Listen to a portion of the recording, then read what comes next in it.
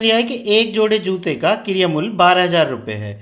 उस जोड़े जूते का अंकित मूल्य रुपये में क्या होना चाहिए ताकि 16% की छूट देने के बाद दुकानदार 12% का लाभ प्राप्त करे। ठीक है, तो भाई इसको पहले मैं बता देता हूँ आपको एग्जाम में कैसे करना है, फिर मैं बता दूंगा बेसिक से। इंग्लिश वाले बच्चे पढ़ लिया करें जब मैं हिंदी का पढ़ा करूँ, ठीक है ना। तो आप क्वेश्चन पे आते हैं। तो भाई ये देखो, क्रिया मूल्य हमें निकालना क्या है, सबसे पहले वो लिख लो। अंकित मूल्य निकालना है हमें। अंकित मूल्य मतलब मार्क प्राइस, इंग्लिश वाले बच्चों के लिए, जिसको एमआरपी बोल देते हैं भाई, ठीक है ना। तो ये एमआरपी का खैर अलग मतलब होता है, ठीक है ना, वो मैक्सिमम रिटेल प्राइस होता है। लेकिन ये जो हम क्या होता है, जैसे कोई सामान खरीदने जाते हैं तो उस पर जो छपा रहता है उसको एमआरपी बोल देते हैं, ठीक है ना, वही अंकित मूल्य होता है। ठीक है, तो एमआरपी मैं लिख देता हूँ बराबर क्या होता है। देखो अब हमें दिया है क्रय मूल्य, तो क्रय मूल्य से विक्रय मूल्य निकालना पड़ेगा पहले, फिर आएंगे हम किस पे, अंकित मूल्य पे, ठीक है ना। तो क्रय मूल्य लिख लो सबसे पहले 12,000 गुना अंकित मूल्य के विक्रय मूल्य कैसे निकालोगे क्रय मूल्य से, ऐसे निकालोगे भाई 100 प्लस प्रॉफिट। प्रॉफिट कितना आपका 12% बटे 100। भाई क्रय मूल्य गुना 100 प्लस प्रॉफिट प्रतिशत मतलब लाभ प्रतिशत बटे 100। ठीक है, ये आ गया हमारा विक्रय मूल्य। अब विक्रय मूल्य से अंकित मूल्य कैसे निकालते हैं, ठीक है, वो निकालते हैं हम 100 बटे 100 माइनस छूट प्रतिशत। तो छूट कितनी है आपकी 16%। समझ गए बच्चों, 100 बटे 100 माइनस डिस्काउंट। ठीक है, वही हमने किया, हल कर लो।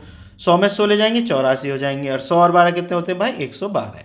तो भाई ये काट लो 16 से, 16 चौक 16 से नहीं कटेगा, 14 से कटेगा ये, 14 छिंग 84, और 14 से इसको काटेंगे 14 अट्ठे 112। ठीक है, और 6 दूनी 12, तो 2000 ये आगे।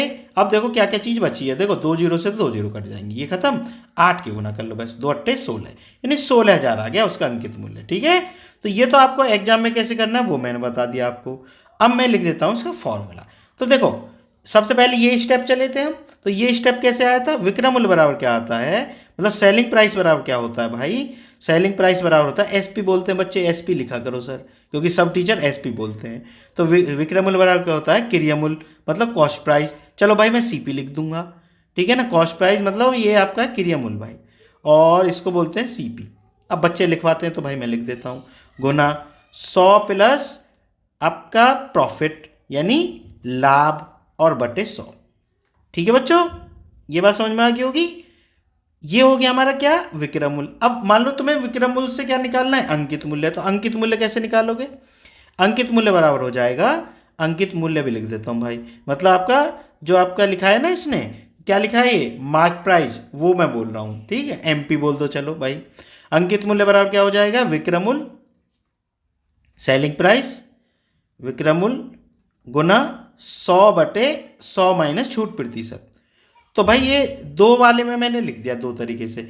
अब देखो विक्रय मूल्य बराबर ये था तो मैंने डायरेक्ट गुना कर दिया। अब ऊपर देखो जरा ध्यान से भाई, ये पहला फॉर्मूला मैंने किसका लिखा था विक्रय मूल्य का, तो विक्रय मूल्य का तो ये फॉर्मूला है, कॉस्ट प्राइस ये लिख दिया, क्रय मूल्य गुना 100 प्लस लाभ प्रतिशत बटे 100, यही किया है ना। तो ये हो गया आपका विक्रय मूल्य। अब विक्रय मूल्य से हमें क्या निकालना था अंकित मूल्य, तो फिर मैंने क्या किया विक्रय मूल्य में किया 100 बटे 100 माइनस छूट, तो 100 बटे 100 माइनस छूट। ठीक है, तो देखो ये विक्रय मूल्य तो था, अब ये यही मान लिया मैंने पूरा का पूरा, और यहाँ लिख दिया भाई, मैं यहाँ लिख सकता हूँ इसको 100 बटे 100 माइनस छूट प्रतिशत। ठीक है, अब देखो ऊपर जरा यही है ना सेम, तो सेम आपको ऐसे कर देना है। ठीक बच्चों, मेरे हिसाब से आप बहुत अच्छे से बात समझ में आ गई होगी। अगर वीडियो पसंद आई हो तो चैनल को सब्सक्राइब जरूर कर लेना। मिलते हैं फिर नेक्स्ट वीडियो में।